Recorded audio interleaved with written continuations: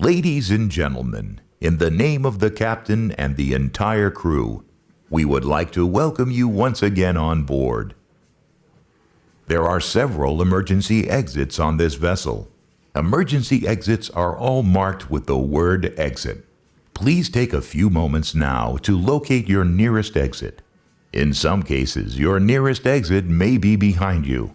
If we need to evacuate the aircraft, ceiling level lighting will guide you towards the exit.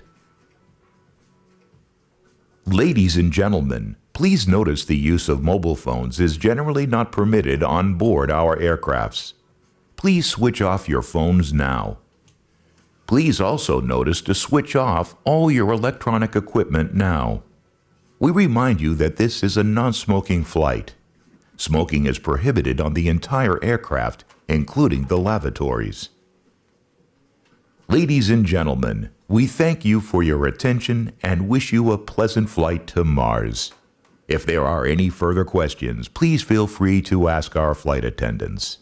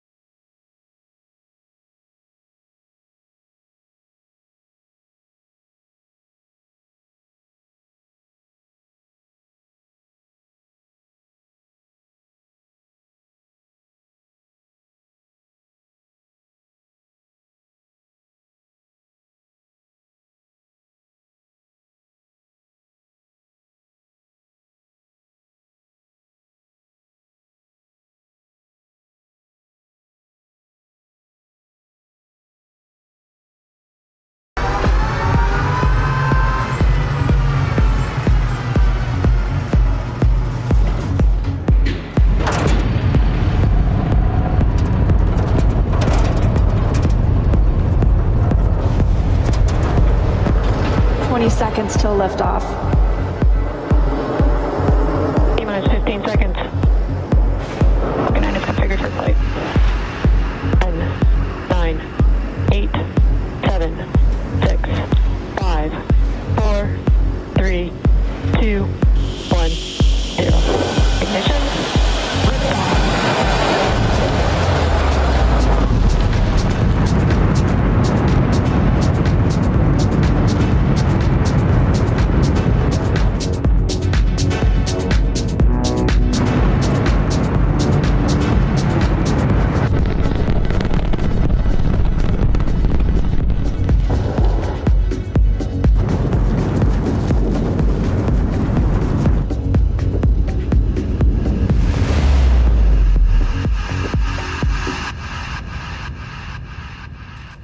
This is your captain with an update from the cockpit. We arrived in Earth's orbit safe and sound. Let me please especially welcome one very special passenger, an extraordinary visionary, a multi-talented engineer, a super smart entrepreneur, and not at least the man who made this mission to Mars possible. Please give a very warm welcome to Mr. Elon Musk.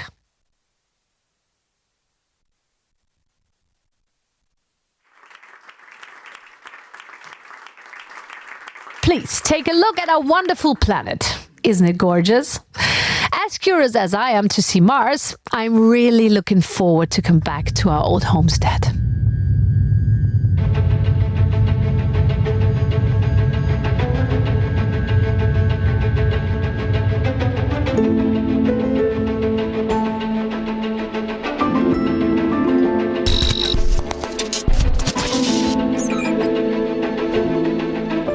South Africa in the 70s.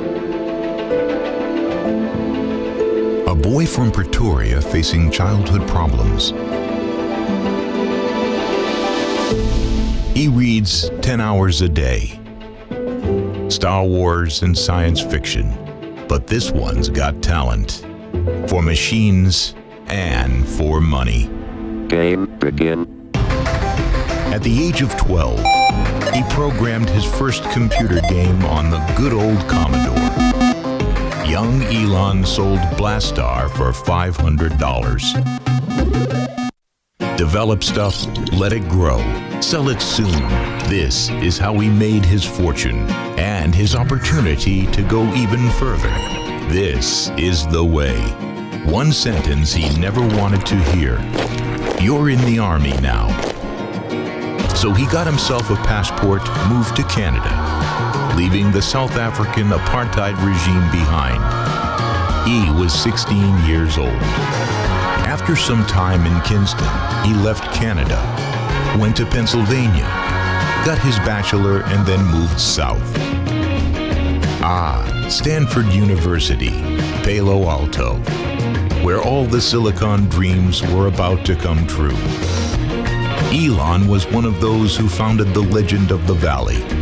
With $2,000, a car, and a computer, and nothing more, he and his brother Kimball founded Zip2, a company that provided and licensed online city guide software to newspapers.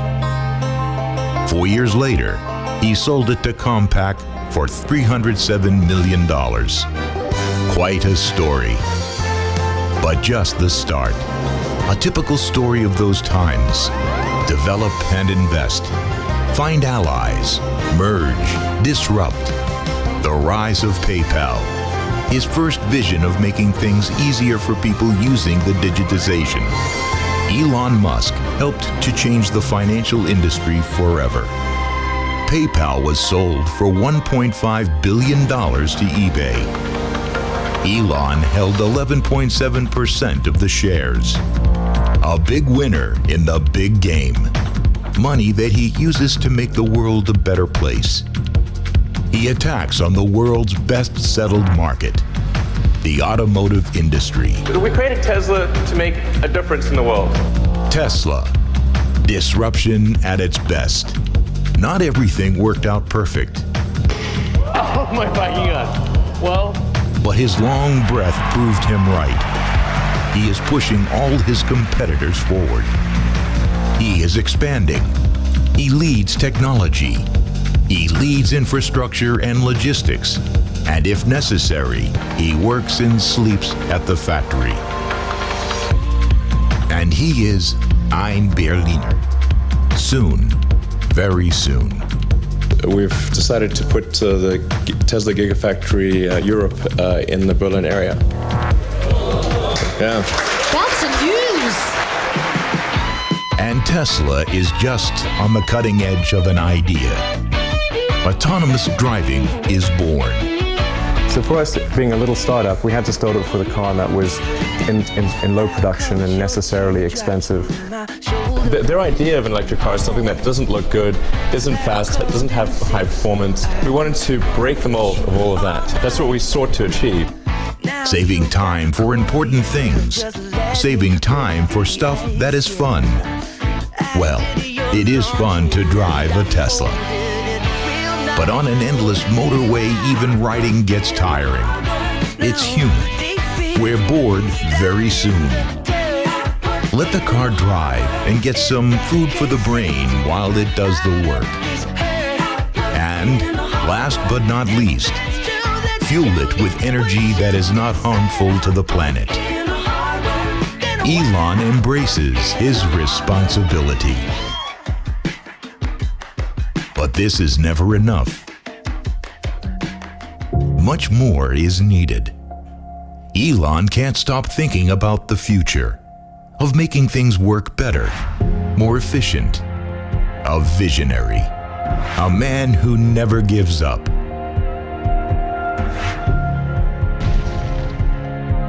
Although there would have been a few moments when giving up would have been a more than plausible option.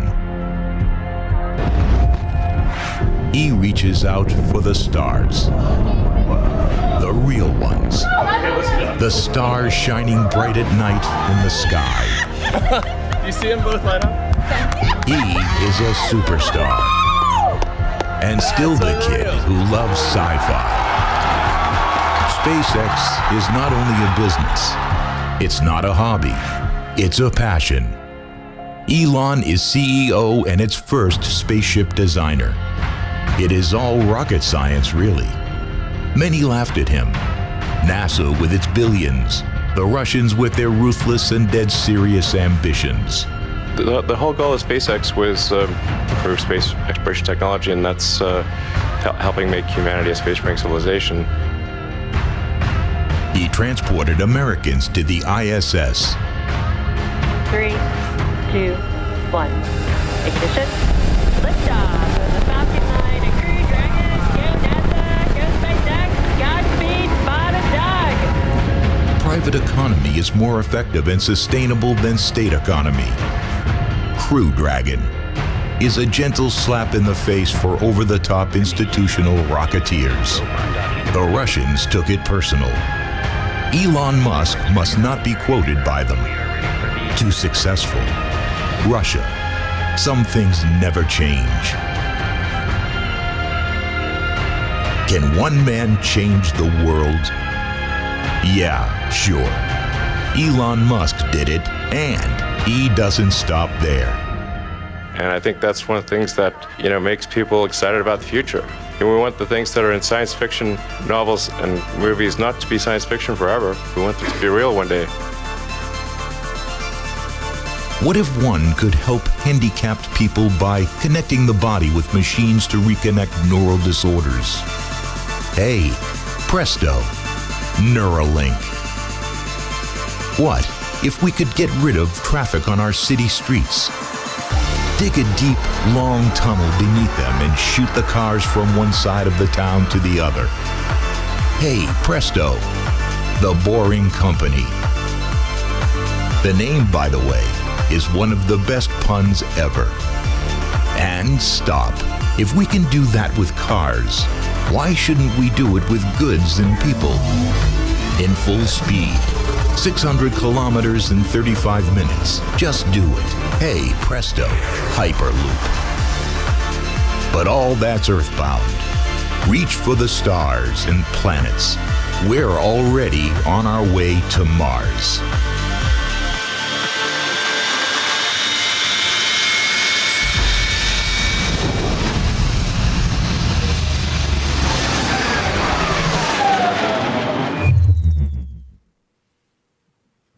This is your captain speaking. Well, rather gasping.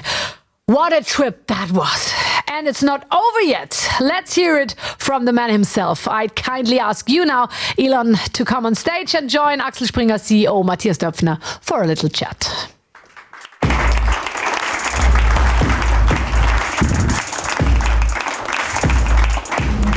Well, that was fun. Yeah, I'm glad that you enjoyed it. Yeah, it's like a ride. I mean, I think you could charge money for this. This was great. I mean, yeah, it really makes a difference to have this two screens and the angle change. It's like, that felt great, like Disney ride. Elon, apart from this special trip to Mars this evening, when do you think realistically human beings will land on Mars for the first time? I feel fairly confident about 6 years from now. So the Mars, Earth-Mars synchronization occurs roughly every 26 months. So we had one this year, this summer, and so that means in roughly like about 2 years there'll be another one, and then 2 years after that. So I'd say if you say 6 years from now, I think highly confident. If we get lucky, maybe 4 years, and then we want to try to send an uncrewed vehicle there in 2 years. When will your first trip to orbit will take place? I don't know, possibly in 2 or 3 years.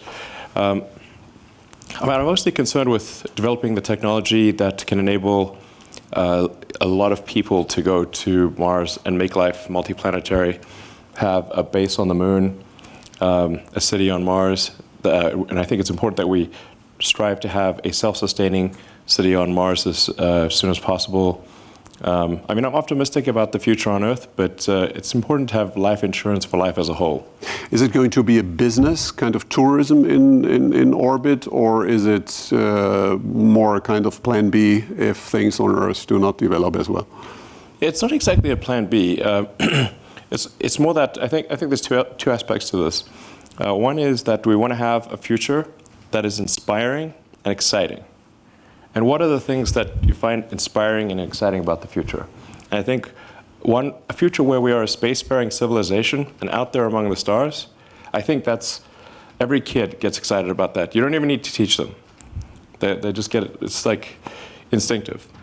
And so it's very important for us to have reasons to be excited about life. Like when you wake up in the morning, it can't just be about problems. It's okay. I know everyone in this room deals with a lot of tough problems, but it's got to be more than that. So, I think a future where you can say, hey, even if it's not you, there's going to be people out there. We can have a base on the moon. We're going to have a city on Mars. Maybe go further, moons of Jupiter and everything. I think that's a very exciting future, and I think most people do. And you seriously want to be buried on Mars? Just not on impact. Yeah. If you're going to... Listen, we're all going to die someday. So if you're going to die someday, I'm like, okay, do you want to be buried on Mars or Earth? I'm like, Mars sounds cool. Born on Earth, die on Mars. That's, if you've got the choice. 2 years ago, I had a conversation with Jack Ma, and we spoke about Jeff Bezos' plans with regard to orbit. And he said, well, let's Jeff Bezos take care for the orbit, I take care for the Earth. You seem to take care for both? Yeah, basically, Tesla is about trying to make sure things are good for the future on Earth. And then SpaceX is about good future beyond Earth, basically. And so obviously we have to have sustainable energy, both consumption and production of energy. So like Tesla does solar panels and batteries. I think that's one of the key ways to have sustainable energy generation. And also the batteries are useful for wind power. So, and then you need to consume it you consume the electricity, so electric vehicles. I think I look at these things like say, okay, if you look back from the future and say, what's the fundamental good of Tesla? I would say it's probably should be assessed as by how many years did Tesla accelerate the advent of sustainable energy? I would measure the goodness of Tesla in that way. And then for SpaceX, it's like, okay, to what degree did we improve the probability of humanity being a spacefaring civilization? I remember very well the year 2014 when we were hosting the Gold Steering Wheel here at Axel Springer, and you got the award for Lifetime Achievement. And I was sitting in the first row with the then very successful and famous CEO of a very big German car company. And I asked him, while you were on stage, isn't this guy dangerous for you? I mean, this looks really serious. He said, oh, no, don't worry. First of all, the whole idea of electric driving is never going to be a mass market. Sure. Second, these guys, heard that a lot. These guys in Silicon Valley, they have no clue about engineering, about building really beautiful and great cars, so we don't have to worry. By then, Tesla's market cap was 23 billion. Today it's 536 billion US dollars. The market cap of VW then was 86, and today it's 77. And you are with Tesla 2.5 times bigger than BMW, VW, and Daimler. I even said the stock is too high. I mean, what am I supposed to do? You know, like, have you ever considered to buy? The stock is too high a long time, like when it was like at $800 pre-split. And they don't listen to me, but you know, I tell you, and the SEC complained again. I mean, like, you know. Is it a serious option to buy one of the incumbents, one of the big car companies for you? Well, I think we're definitely not going to launch a hostile takeover. So I suppose if there was someone... But a friendly one. If somebody said, hey, we think it would be a good idea to merge with Tesla, we'd certainly have that conversation. But, you know, we don't want to, you know, be a hostile takeover sort of situation. Did you feel a lot of complacency these days that the incumbents then let you feel that you are, I mean, the kind of hopeless disruptor, but they know how to do it, or were they very polite and nice with you? Do you mean back then or no? Back then? Oh, no. Today everybody's super nice. I would not say they were super, no. Yeah, we were difficult to characterize their response as super nice. They used a lot of adjectives. I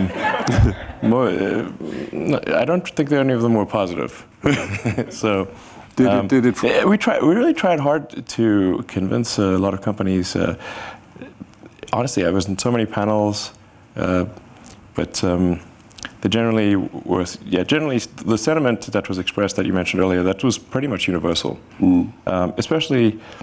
Back in, say, 2008 or 2007, like when we first unveiled the Roadster in 2007, yeah, I mean, it was just basically, they just said, well, you're basically a bunch of fools. Well, I mean, generally they would say, like, well, starting a car company is crazy, you're going to lose all your money. I was like, I think I probably will lose all my money, I agree.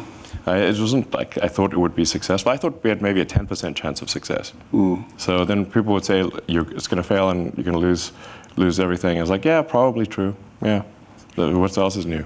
A couple of years ago, we saw each other in America, and a guy asks you on a panel when autonomous driving will be approved. And you said, I do not care so much when it's going to be approved. I care more when human beings in cars will be forbidden.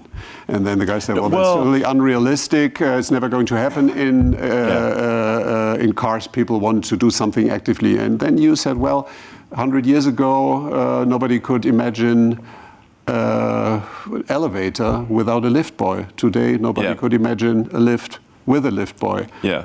So when is autonomous driving really going to happen, and when are you able to do it, and when is it going to be approved? Okay, just between us. Yeah, it's a very discreet circle here. Yeah. So, well, first of all, I'm not against people driving, to be clear. So I think people will drive cars basically as far into the future as I can imagine. It's just that it's going to be increasingly unusual to drive your own car. And while it's fun to drive a well-handling car on a winding road in beautiful terrain, of course that's fun. But it's not fun to drive a car in terrible gridlock traffic. Like, going through extreme traffic, that's no fun driving a car. So I think people are unlikely to, most of the time, want to commute or with their and drive themselves. And people are typically spending hour and a half a day, maybe 2 hours on average driving, especially say like California or something like that. It's very common. And some people will actually commute like 3 hours a day sometimes. It's pretty crazy. So I think if you say fast forward to like 10 years from now, I think 10 years from now, almost all cars will have full autonomy capability. all new cars produced. So there's about 2 billion cars and trucks in the existing fleet, and the new vehicle production is about 5% of the fleet size, so about 100 million. So even to the point at which all cars are autonomous, it'll still take 20 years to replace all the cars, assuming that the number of cars and trucks in the fleet stays constant. But like say 10 years from now, I would say vast majority of cars electric, like maybe 70-80% or more, and almost all cars autonomous. Electric autonomy is absolutely the future, no question. It's just a question of when.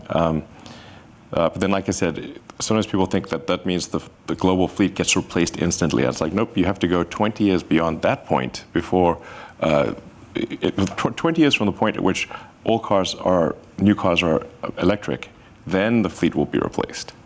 This is just an important, it's not like, sometimes people are used to like mobile phones and that kind of thing. It's like 2-year or 3-year replacement rate, but cars are a much more expensive asset, a longer life. Anyway, to actually answer your question, I'm extremely confident of achieving full autonomy and releasing it to the Tesla customer base next year. Now, there's a uncertain period of time for when regulatory approval will take. How long will it take? But I think if you are able to accumulate billions of kilometers of autonomous driving, then it's difficult to argue and look at the accident rate when the car is autonomous versus non-autonomous. And in fact, our statistics already show a massive difference when the car is on autopilot or not on autopilot. If the safety is much greater even with the current autopilot software. And we are discussing level 5 autonomy, so really full autonomy. Will Europe lag behind, or will it be approved here at the same time like in America or China? It's hard to say exactly when it will be approved. I mean, just and our customers already know this, but the EU regulators are the most conservative. And I don't know if people want that to be the case or not. Our customers are sort of unhappy about it. But yeah, they only meet every 6 months. It's a bit of an arduous. Yeah. Maybe meet more often, I don't know. But I think at least some jurisdictions will allow full self-driving next year. Okay. Exactly a year ago, you were announcing in this very building that you're planning to build a new site near Berlin. Yeah. And a couple of months later, in June, you started. You want to finish it by July next year. We did a little tour this morning. It's impressive how advanced it is, and it's almost unbelievable. Germany, and particularly Berlin, is not world famous for finishing construction sites in time and in budget. So you've created a kind of anti-Berlin airport project. Why Berlin? Why did you go to Germany and to Berlin to get that big project done? Sure. Well, first of all, I'm actually a big fan of Germany. I love Germany. It's great. I have a lot of friends, German friends, and I think Berlin is a very fun city, and I think there's also, from a location standpoint, people like, say, young people can live in apartments at a reasonable price in the city of Berlin, but if somebody's got a family, they can still have an affordable house. So it's a good location, offering good living for people of all ages and incomes, and Berlin mayor once said Berlin is poor but sexy. Is that what attracted you? Berlin's not that poor, but it's definitely sexy. Could you imagine to spend? So we're gonna have when we open the. You're all invited, by the way. When we have the opening for Giga Berlin, we're gonna have just a big party. We're gonna have start off from the day, have more sort of family music, and then gradually get more hardcore, and then go midnight techno till dawn. Do you plan to spend more time in Berlin yourself? You want to partly live here? Yes, I'll be spending a lot of time here. Where do you sleep tonight? Tonight's in the factory. In the factory, not in a hotel. Well, technically in a conference room in the factory, but yeah. You sleep in a conference room in the not finished factory tonight. Yeah, it gives me a good feel for what's going on. Alone or? Yeah, I assume so. Is this an invitation? Yeah. Okay. Elon, you have so many projects. It's not only Tesla or SpaceX, it's Neuralink, it's the Boring Company, so many things. And when we discussed last time, I asked you what is the most important project or the most important topic for you to deal with in the foreseeable future. And you said that is truly the role that AI is going to play in our society. Could you explain why and why that is a big opportunity, but also seems to worry you? Yeah, I think, well, I mean, humans have been the smartest creature on Earth for a long time, and that is going to change with what's typically called artificial general intelligence. So this is, say, an AI that is smarter than a human in every way, could even simulate a human. This is something we should be concerned about. I think there should be government oversight of AI developments, especially super advanced AI. It's just, this is anything that is a potential danger to the public. We generally agree that this should have government oversight to ensure that the public safety is taken care of. Because you fear that one day mankind could serve the machines and not the other way around? Honestly, when I see people on their phones, I think we're already serving the machine. Now. Yeah. Yeah, it's like everyone's answering the questions. You know, every time you do a search or add information, you're sort of building this, the digital group mind.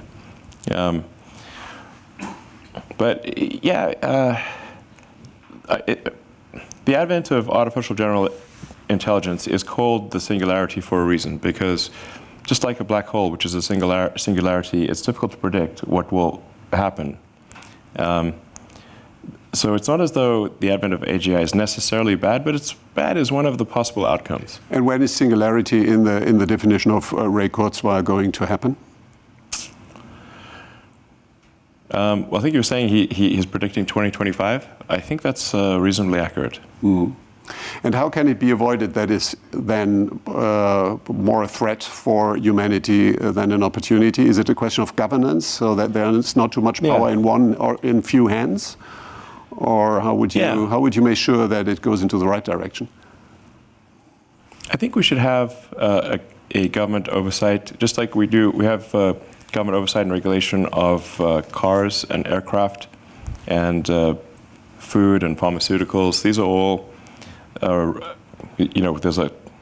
regulators that oversee these developments to ensure public safety.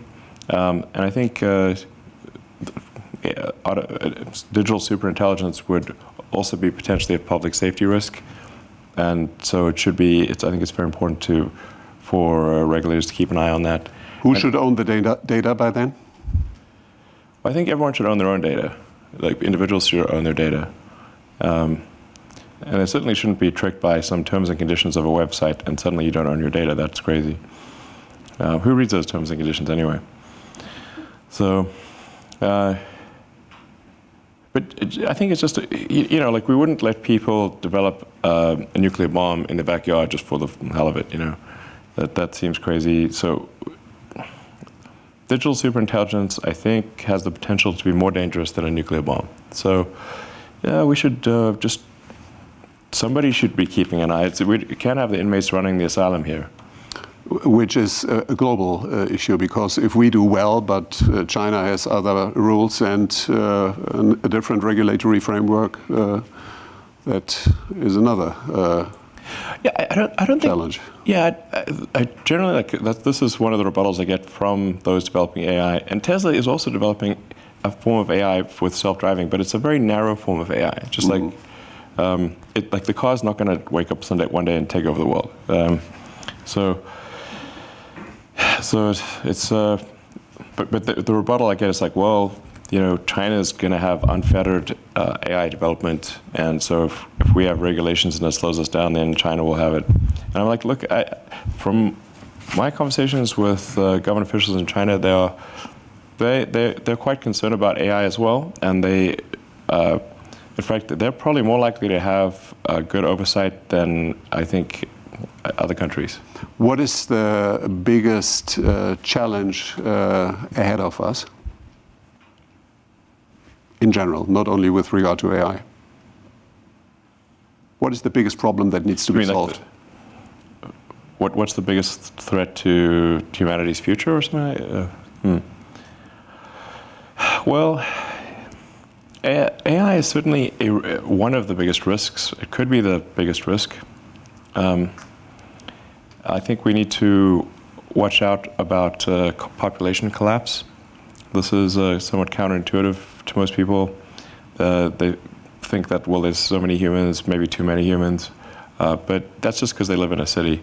If you're in an aircraft and you look down, they say, if you dropped a cannonball, how often would you hit a person? Basically never. In fact, there's stuff falling in from space all the time. Natural meteorites, old rocket stages, all the time. But nobody worries about it because the actual, in fact, there's a good cool website called Wait But Why, and this guy Tim Urban, like, he actually just did the math, and all humans on Earth could fit in the city of New York on one floor. Don't even need the upper floors. So that's actually, the cross-section of humans as seen from Earth is extremely tiny, basically vanishingly small, almost nothing. So we need to watch out about population collapse. Low birth rate, I think, is a big risk. And it's also not exactly top secret. You can go look at the Wikipedia, birth rate. So, and this is actually this is definitely the civilization ends with a whimper, not a bang, because it would be a sad ending, where the average age becomes very high, and really the youth are effectively de facto enslaved to take care of the old people. This is not a good way to end. Do you have any new projects dealing with these topics that you've just addressed? Well, I'm trying to set a good example on the kid front. 6 kids. Yes. For now. How much time do you spend with them? I spend about as much time as they want to spend with me. So, would they? Yeah. I mean, they're not. Well, one's just a baby, and the others are 14 and 16, and teenagers don't usually want to hang out with their parents that much. We just had Thanksgiving weekend, so all the kids were over. So if they want to spend more time with me, I say, like, I actually ask them, are you sure we don't want to hang out more? And they're like, no. So I think it's probably the right amount then, since they don't want to hang out more. So I think we really should take this seriously, the population collapse, artificial intelligence. Obviously, sustainable energy is important. The faster we transition to sustainable energy, the less of a gamble we're taking with climate. And I think there's going to be a lot of breakthroughs on the medical front, particularly around synthetic mRNA. You can basically do anything with synthetic RNA, DNA. It's like a computer program. So, I think with effort, that's not too crazy. You could probably stop aging, reverse it if you want. You can basically do anything. You can turn someone into a freaking butterfly if you want with the right DNA sequence. So, caterpillars do it. So.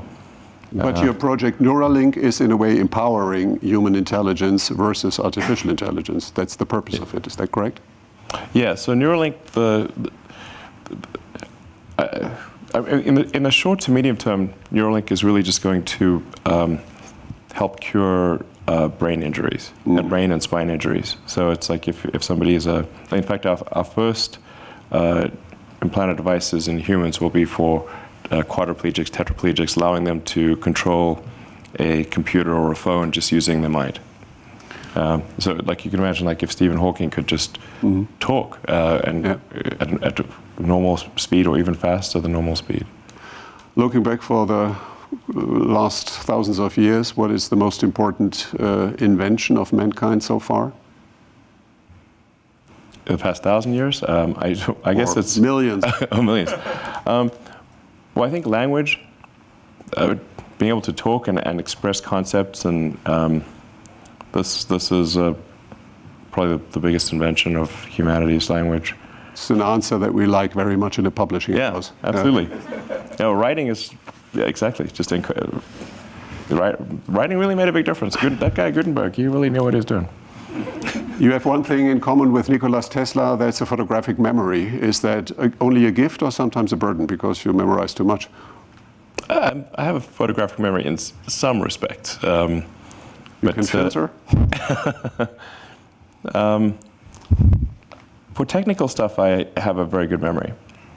So, for a human, computers are much better at memory. Computers are really good at memory. Why is music so important for you? Techno music in particular? Well, it's pretty fun. I think it's, you want to, feel maximum human, And so I think when people have like sort of a rave and good music, it can be like, hey, maximum human, You want to really feel, it's like, boom, like what really gets you to feel, And I think that, having fun with friends and, just crazy dancing is fun. Perhaps your love for techno music is the secret reason why you are building big projects in Berlin. Honestly, it's a significant factor. Okay, Elon, last question. You celebrated your 30th birthday with a masked ball in Venice. 40th birthday, I was told you had a fight with a samurai sword fighter. What is your plan for your 50th birthday next year? Well, so my 40th birthday was in Venice. It was technically a post-apocalyptic masked ball. Because after the apocalypse, how much clothing do you really have? It's probably going to be a little ragged, a little burnt. No plans for the 50th? Yeah, 50th. The half-century party. I'll have to think of something. Usually go with some kind of crazy theme. The party where I ended up wrestling with the world champion sumo wrestler, which by the way also caused me to burst a disc in my neck. So, 5 minutes of glory for 5 years of pain. That really hurt. So that party was Victorian Japanese steampunk. So that was cool. I have to think of something for the half-century party. You have a little time to think. Hey, being on Earth for a half-century, that's like, hey, I'm still alive. Wow, cool. Okay, Elon, one very last question. When I asked you what is the meaning of life during a dinner, 42. You said after a while, well, probably this wonderful French cheese. Could you please explain? Well, I was just saying that you want to take a moment to appreciate things in life and the sensations. Food's incredible, and there's just so many good things that you can experience. Some of them cost nothing, really. Have a walk in nature or just a nice meal, and it's like, wow, that's pretty great, And we should take a moment to appreciate these little things, the big things, the things that move your heart. I think that's probably the meaning of life, as close a definition as I can think. Thank you very much, Elon. All right.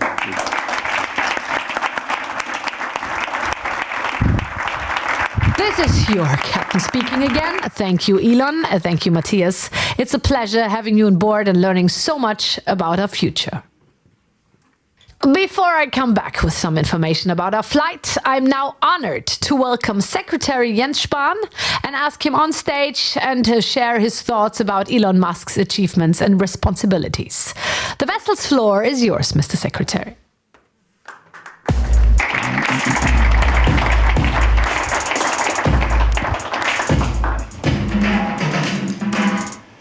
So, a wonderful evening to all of you, an evening between the struggles on Earth and the vision towards Mars.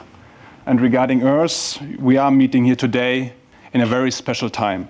We are experiencing the worst pandemics since the Spanish flu. For roughly 10 months, now governments, but above all citizens worldwide, have been combating the virus and its consequences. People are experiencing a great deal of suffering, hardship, and sacrifice. Yet today, at the beginning of December, we also have a reason for optimism. We can be very optimistic that we will have an effective vaccine against the new virus faster than ever before in human history. With a vaccine, we can finally hope to have a tool that will help us beat the virus. It is true that some people have misgivings about vaccination to the point of rejecting it at all costs. This is an attitude I find very difficult to understand. It was only vaccination that first made it possible for humankind to liberate itself from many of the fatal diseases that had plagued our ancestors for centuries. Plagues that had led to fear and superstition and were an obstacle to progress. Vaccination is progress. And today, that word, progress, is for many synonymous with one name, that of Elon Musk. Mr. Musk, I'm pleased to have the honor of paying tribute to you in these very special times. You are, without doubt, a visionary. The name Musk stands for ideas that were often far ahead of their time. Paying online with PayPal, electromobility and sustainable energy with Tesla. And not seldom does the name Musk also represent ideas that, at first glance, might seem a little crazy. The Hyperloop project is one of those, the vision that persons and goods can be accelerated in the double tube to speeds of up to 1,200 kilometers per hour. This also includes connecting the human brain to a computer, the subject of Neuralinks just discussed, Neuralinks research since 2016. And of course, private space travel with SpaceX is also an integral part of the mission. Thanks to Elon Musk, seemingly crazy ideas become reality. Elon Musk has realized the most powerful thing we as human beings possess is our ideas. Tesla's ability to rise to become the world's most valuable car manufacturer was not primarily the result of its sales figures. Tesla's worth is a reflection of an idea, a vision. An idea that allows many people to have faith in progress, in a better future. It is supported, of course, by business expertise. Elon Musk is building his newest gigafactory in Brandenburg on Mark land. Many Germans associate Brandenburg with the poet Theodor Fontane, who once walked the sands of the Mark. Fontane wrote, "Between arrogance and humility lies a third trait that is part of life and that, simply put, is courage." Should you not yet know Fontane, by the way, for your Douglas Adams non-digital bookshelf, I hope there is one, Fontane. Should you not yet know him, Mr. Musk, I think that fits you quite well. Because courage you most certainly have. At the same time, your choice of Germany as the location for your factory is hardly only a question of courage, but just as much the result of keen calculation. Germany is a country of automobile pioneers. Karl and Bertha Benz, Rudolf Diesel, Gottlieb Daimler, Ferdinand Porsche. The list of achievements by Germans or made in Germany is long. Mr. Musk, you know that Germany still possesses great innovative strengths today, many well-trained, creative people, and a solid infrastructure. Great conditions for courageous entrepreneurship for tomorrow's innovators and pioneers. In the meantime, you probably also recognize the word Bürokratie in German. Indeed, constructing a factory from scratch in only a few months, that is a new experience even for our country, or at least an experience we seem to have forgotten. We need a bit more of the Musk courage on our side to reduce bureaucratic obstacles and thereby promote innovation. Because also it is true that innovation needs a reliable framework. It also needs freedom to flourish. In the 70 years since the creation of the Federal Republic of Germany, we have often succeeded in striking this balance. Germany is an economically strong country cosmopolitan and free. An anchor of stability and amity in Europe. It is something we can be proud of. Today, however, at the start of the 20s of the 21st century, there are a number of questions we also ask ourselves. What do we want the 20s to look like? How can we find the right answers in complicated times? What legacy do we want to leave to our children? How can we maintain the German success model, sustain and expand our prosperity as well as the freedom and security associated with it in times where it is under threats from many sides? So we need a strong state that encourages economic activity, because German firms suffer some clear disadvantages when competing with monopolies from the US and with a state economy like China's. In return, our state should invest massively in education, infrastructure and research, and should launch support programs not for individual companies, but for entire branches of the economy. In the 20s, we want to remain export champion, a master of innovation, push forward digitalization, promote research and strengthen entrepreneurial culture. Only progress will ensure that the next generation will have it even better. It's all about making space for ideas to flourish. From all that we've heard, Elon Musk knows this and tries to implement it in his businesses. Being a visionary does not necessarily mean always being right, nor does it mean being free of contradiction. It was only recently that Elon Musk and I got to meet each other personally. And we're also able to talk about the pandemic situation. Tesla is, through the subsidiary Groman Automation, a partner of the German-Dutch biotech company CureVac, which is doing research on a coronavirus vaccine. CureVac is using RNA bioreactors developed by Elon Musk companies. I'm very pleased to see this commitment. However, I have read that Elon Musk himself does not intend to get vaccinated. Well, I got COVID, so. Oh, like me, but still. I also know that Elon Musk takes a critical view of many of the measures that we as governments are taking to control the pandemic and to protect our citizens. One of his statements struck me especially, that anyone who is at risk should be in quarantine until the storm passes. In connection with the observation you just made again tonight that everyone has to die sometime. Yeah. Yes, health protection does not take precedence over all else. In the pandemic, it is always about balance. No matter how we act or do not act, harm will occur. We must therefore strike a balance. As Minister of Health, I think it is only right for us to weight the health protection very highly. I, for one, would have great difficulty doing otherwise. At the same time, it is legitimate to demand a different weighting. Such debates are an indispensable part of our free societies. And it is important that we are not implacable in these discussions. But we listen to each other and are willing to assume, at least sometimes, that the other one might have a point, or that their arguments could be valid. Debates that deteriorate into moralizing seldom reflect reality in all its diversity. So it would be highly unfair to imply that Elon Musk might care too little.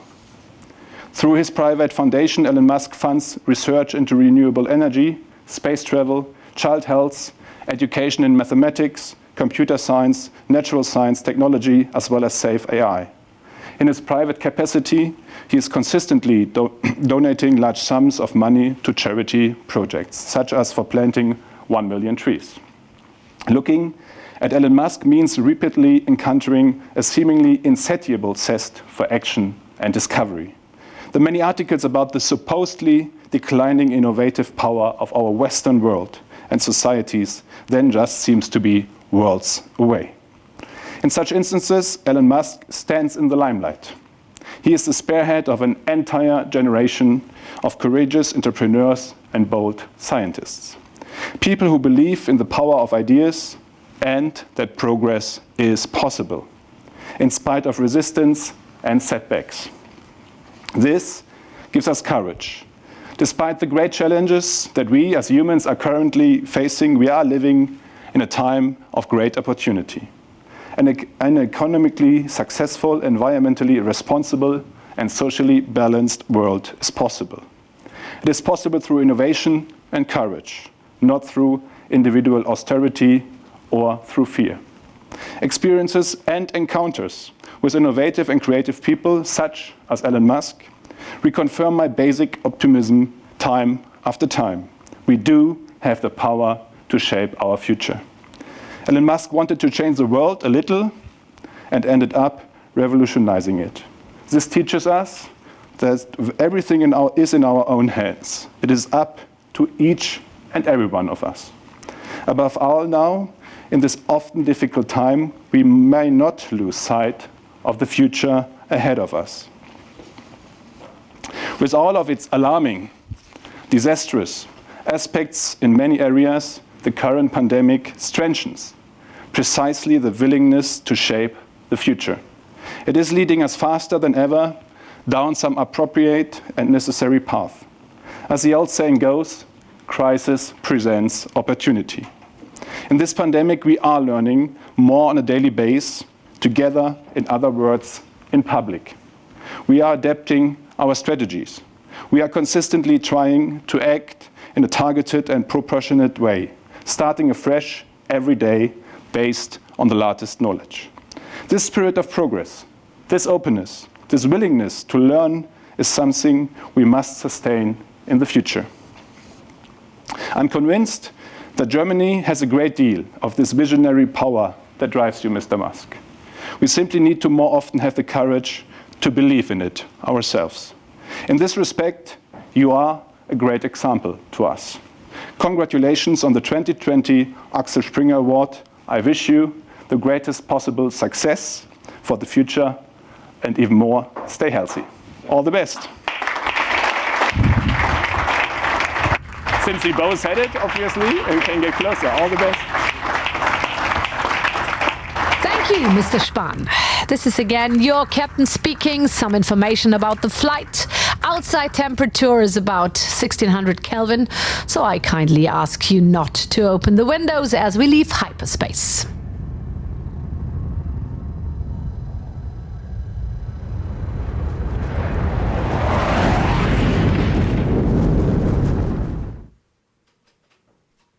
Welcome to Mars orbit.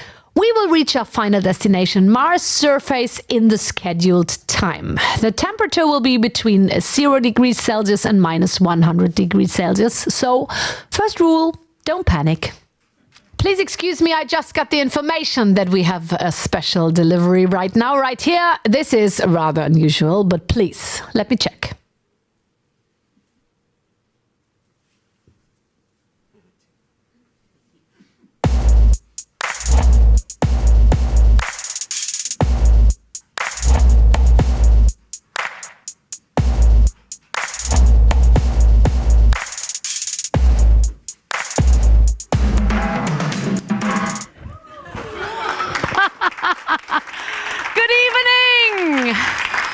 Elon. Good evening, everybody. I'm your captain tonight. Would you please hold my helmet? Thank you very much. Wow, it feels so comfortable. I never felt that comfortable before. Thank you. It's your original SpaceX overall, and I will wear it many times from now on because I never felt so free. I can breathe, I have oxygen in my head, and I've experienced that before standing on the stage. It's a bit wattiert, you know, it doesn't make me slim, but it's okay. It's okay for me tonight. I'm really happy to be here, and I'm really thankful to meet you because I'm also thankful for your work and achievement for different reasons, because as you might remember, we've seen it in the movie, I held the microphone. I was the one, it was my hand holding the microphone when you announced that you're gonna build Tesla here in Berlin-Brandenburg. And so, thanks to you, I made it in every German news show. And not me, but parts of me made it into every German news show, which made me really famous. My hands are now one of the most famous hands we have in Germany. And my hands are holding your present now. It's a present. We were thinking about what can we give you as a present? It's really difficult, you know, it's really difficult. We were thinking about a spa weekend in Brandenburg. Not so good. A helicopter flight over Berlin. A fancy set of steak knives. You might have it already. So we were thinking about what could be nice for you. And can you guess what's inside? Come on stage. I tell you, come on. No, it's no cake and it's no book. Come on stage. As we heard, you are a visionary and you are a businessman, but you are also, you don't not only like to listen to music, but you also do music. You compose. Is it a record? Yeah, it's a record. Okay. You compose music. Great. There is one famous song, it didn't make it to the charts, but it's really famous. It really ranked on SoundCloud. That's a joke, but... The name of the song is Don't Doubt Your Vibe. Yes. You recognize it? Yeah, don't doubt your vibe. B, because it's true. B, because it's you. Oh, that's good. Yeah. I mean, it has so many possibilities to really go right through the ceiling. Yeah. Yeah. I mean, if you do enough auto-tune, it works. Yeah, turns yeah. out. Yeah. We will. When did you write it? When did you compose it? Well, actually, I just woke up one morning and I was singing the lyrics. They're not very complicated. And my girlfriend Grimes recorded it on her phone. Yeah. And she said, "This is great. We should make a song out of this." Yeah. And so then we called our friend Mike, who's a great producer, and we went to the studio, to the Muppet studio, Jim Henson studio. Yeah. And we made the song. Yeah. And then I created a fake record label called Emoji Records. Emoji. Within a minute, yeah. Like emo gangsta, something like that. And on SoundCloud, and then I uploaded it to SoundCloud, and that's how it went. Perfect. Yeah. On which occasion should it be played? I guess if you're doubting your vibe. Yeah. You know, or anytime. Did you ever doubt your vibe? Yeah. Really? When was it? Yeah. December 2nd, I don't know, 92. Can we expect more? Can we expect more? It's very promising, I mean. Well, I do think that it would be kind of fun to do a cover of Barbie Girl by Aqua. You know that song?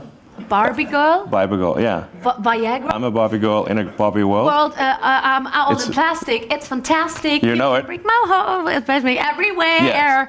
Imagination is Okay. my imagination. So you know the lyrics. Yeah, I know the lyrics. Did you write it? No. Okay. But I think it would be fun to do a cover of Barbie Girl, but Cyber Girl. I'm a cyber girl. Yeah, in a cyber world. Perfect. Yeah. Okay. But you have to invent a new It's fantastic. melody. In the future, there's no plastic, you know, that kind of thing. Yeah, I doubt that. I doubt that. So, but now, hold on to your seat. We have the honor to have one of the most famous DJs in the world. Cool. He's here, and he remixed your song. Great. And we have him here. Sven Feth is here tonight. All right. Sven, would you come up on stage? Hello. He did this original. It's inside here, Sven. Yes. How was it to work with the material? How was the material? How did you? We'll get you the stems. I would never doubt my vibes. I had a good feeling with the title, and I made out the best with a friend of mine, and I hope you like it. But it's not just about that. It's the whole box. Yeah. What is quite interesting. Please. Who designed it? Who designed it? My son. My son draw the cover, and his name is Tiga, and he's 10 years old. He is, by the way, a big fan of your work. Well, it's an absolute original. When would you play it? On your DJ set? Would you play it rather at the beginning, or is it more Rausschmeißer? So we have... Where would it be? We have unique printed vinyls, and I choose... Do you have turntables in your conference room on the I have two turntables on construction site? So I choose essential techno tracks from the last 30 years. Great. Oh, thank you. Wow, this is cool. Kraftwerk is included, and friends of mine like Kraftwerk, they're number one. Roman Flügel, Mars. Kraftwerk is great. Moby, super old school, sure. Moby, that's that music. So is that this is unique. And that's great. Wow. Only one. Very thoughtful. Thank you. For you, and enjoy. I hope you have a turntable. And I do. There is a QR code inside. Okay. Thank you very much. Sven Fitz. All right. Thank you. Thank you. Thank you.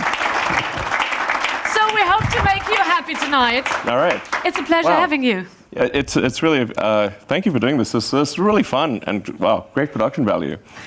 This is, I feel like I'm on like a cool Disney ride or something. But I do want to just say to acknowledge the great people at Tesla and SpaceX, Neuralink, Boring Company. Really, I accept this award on your behalf for all the great things that you've done. So. Super appreciated, but I really want to acknowledge very strongly the people at the companies who made it happen. Thank you very much. Thank you. Elon Musk, Axel Springer Awardee 2020. You can sit down now, of course, because, ladies and gentlemen, we're about to land. Please fasten your seatbelts again. Bitte sehr.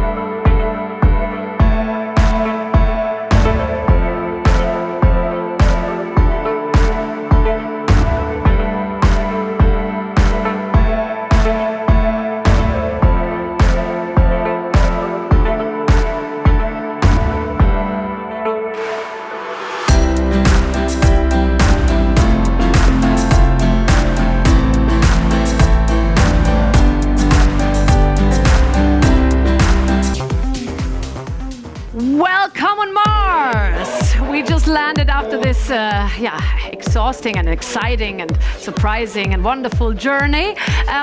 Looks great, doesn't it? Yes. You can follow now our assistants or Mr. Döpfner. He's the tallest guy here. Just walk after him, and we have a little refreshment for you. And you don't even have to choose between salty and sweet or ham or cheese. You can take both tonight, which is just great. Just have a nice evening and enjoy. Good night. Thank you, Elon.